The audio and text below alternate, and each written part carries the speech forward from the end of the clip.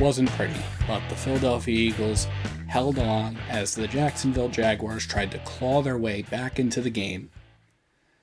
The Philadelphia Eagles defeated the Jacksonville Jaguars, rising to 7-2 on the season, 3-0 in the Kelly green jerseys since last season, after defeating the Jacksonville Jaguars 28-23. Welcome to the Bird's Nest Podcast. I'm Joe Donahue. Thank you so much for joining us.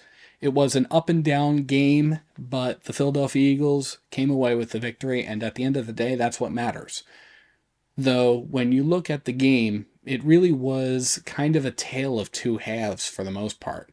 The Philadelphia Eagles were completely dominant in the first half of this game. We were feeling really confident. There was not really a whole lot to write home about when it came to things that the Eagles needed to improve in that first half. The Philadelphia Eagles were really, really good in the first half of this game, even amassing their first quarter points of the season after their first drive looked like it was going to sputter out. But when the Eagles punted it away, the Eagles were also able to force a fumble on that punt return, which led to the Eagles' first touchdown of the first quarter of the season, with Jalen Hurts throwing a 20-yard dot to Saquon Barkley, and it was just a beautiful sight to see. Saquon Barkley was really impressive over the game. We'll talk about his performance in a minute. And that dominance shows in the first half stats of the game. The Philadelphia Eagles had 10 total first downs compared to the Jacksonville Jaguars' 1 first down. The Eagles were 5-10 on third downs. The Jaguars were 1-5 on third downs. The Eagles had 187 net offensive yards in the first half. The Jacksonville Jaguars, just 31. The Eagles outright won the time of possession battle, 21 minutes and 26 seconds in the first half of the game, compared to the Jaguars' 8 minutes and 34 seconds. The Eagles also forced 2 turnovers, that fumble on the punt return, as well as an interception by Zach Bond. Those turnovers really set the tone for the Eagles. They were +2 in the turnover battle by the end of the game. It was a completely dominant first half. It was all Eagles for the first 30 minutes of the game. But it's never how you start, it's how you finish. And while the Eagles started really, really well, they let their foot off the gas and let the Jacksonville Jaguars back in the game. Trevor Lawrence was 16 for 31 by the end of the game, 169 yards. He wound up throwing 2 picks during the game, which really wound up hurting him. We alluded to the Zach Bond one. There was another one that really ended the game for the Jacksonville Jaguars with less than 2 minutes to go, throwing an interception to Nakobe Dean. Nakobe Dean's first pick of his career. It was a huge moment for him, and that's what wound up sealing the game for the Philadelphia Eagles at the end of the game. In the run game, you had Travis Etienne, 3 carries for 24 yards. Bigsby, 8 carries for 22 yards. Those were the big rushing game performers, but the Jaguars really didn't have much of an opportunity to rely on the run simply because they were playing from so far behind for much of the game. The Jaguars never led during the game, which is always a positive thing, but they got really close at times, and certainly they were within a touchdown by the time the game was over. But the Eagles' offense was doing really, really well over the course of this game. Jalen Hurts, 18 for 24 on the day, 230 passing yards, 2 passing touchdowns. He had a passer rating of 132.3. This is the first time that a Philadelphia Eagles player has gone 4 consecutive games with a passer rating of at least 119. Jalen Hurts was in the mix there in the run game, 13 carries for 67 yards. He also had his own rushing touchdown, so that's something in his stat column. There was also a relatively interesting stat that came out as well, that Jalen Hurts is the first quarterback and really first player in NFL history with a touchdown pass, a rushing touchdown, and a passer rating of 115 or higher in 3 consecutive games. But man, the player of the game, Saquon Barkley. He had 27 carries for 159 yards, including one 19-yard touchdown run. In addition, he had 3 catches on 4 targets for 40 receiving yards.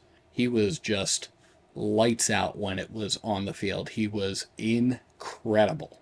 When the Eagles have relied on Saquon Barkley over the course of this season, they've really set the tone and they've really found a good formula for utilizing him. Devontae Smith was the leading receiver for the Philadelphia Eagles, 4 catches on 6 targets for 87 yards and 1 touchdown. Again, these are really, really good numbers to have, just generally speaking. A.J. Brown unfortunately had to leave the game midway through the game due to an injury. Again, hopefully he's doing okay. He had 2 catches on 4 targets for 36 yards. And with Dallas Goedert also out of the game, that opened up doors for players like Jahan Dotson and Grant Calcaterra to contribute. Jahan Dotson had a catch for 36 yards. Grant Calcaterra had 5 catches on 5 targets for 30 yards. But the turning point of the game really started to happen about midway through the third quarter when the Jaguars started putting together longer, sustained drives. The Jaguars got the ball with 9 minutes and 25 seconds left in the third quarter. They put together a 10-play, 61-yard drive that resulted in a touchdown. And that was followed by a fumble that really should not have been a fumble. Because when you look back on it on replay, you can see that Saquon Barkley was down by contact. Eagles beat reporter for PHLY Sports and pool reporter for the Pro Football Writers of America, Zach Berman, had a conversation with NFL Vice President of Instant Replay, Mark Butterworth, following the game, during which they discussed this particular play. Butterworth indicated that it wasn't just the fact that Saquon was contacted by Ventrell Miller, it was also the fact that he made contact with Landon Dickerson on his way down. Because of that, the officials on the field ruled it a stumble, not down by contact by a defensive player. So because of that, the ball was still considered to be live. I disagree with that opinion simply because when you look at it relatively objectively, you can see that Saquon Barkley is really going to the ground before he makes contact with Landon Dickerson. So because of that, it's really more of a down by contact situation there. So I understand that it had to be clear and incontrovertible to be able to overturn that. I just disagree. I think that objectively speaking, Saquon Barkley was down by contact. And really there were a number of questionable officiating decisions throughout all this. Obviously the biggest for me is the Saquon Barkley fumble that should not have been because there was very clearly contact on the left foot by the Jaguars. But the Philadelphia Eagles also had, earlier in the game, decided to go for 2, and they were going to run the brotherly shove. And when they ran the brotherly shove, the Philadelphia Eagles tried to get into the goal line, and there was a question about whether or not the Eagles actually did. The officiating crew ruled he did not. They took a look up at the booth. The booth allowed the call to stand because there wasn't clear, incontrovertible evidence, which is fine until you consider the Saquon Barkley issue.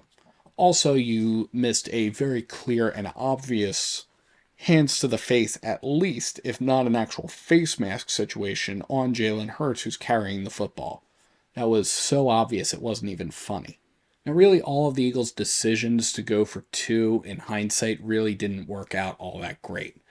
And we do have the benefit of hindsight, obviously, but the Philadelphia Eagles were calling the brotherly shove, and the Jaguars were really able to put a stop to it throughout the game. So it really was not all that great for the Philadelphia Eagles this go, and that feeds into trying to try new things.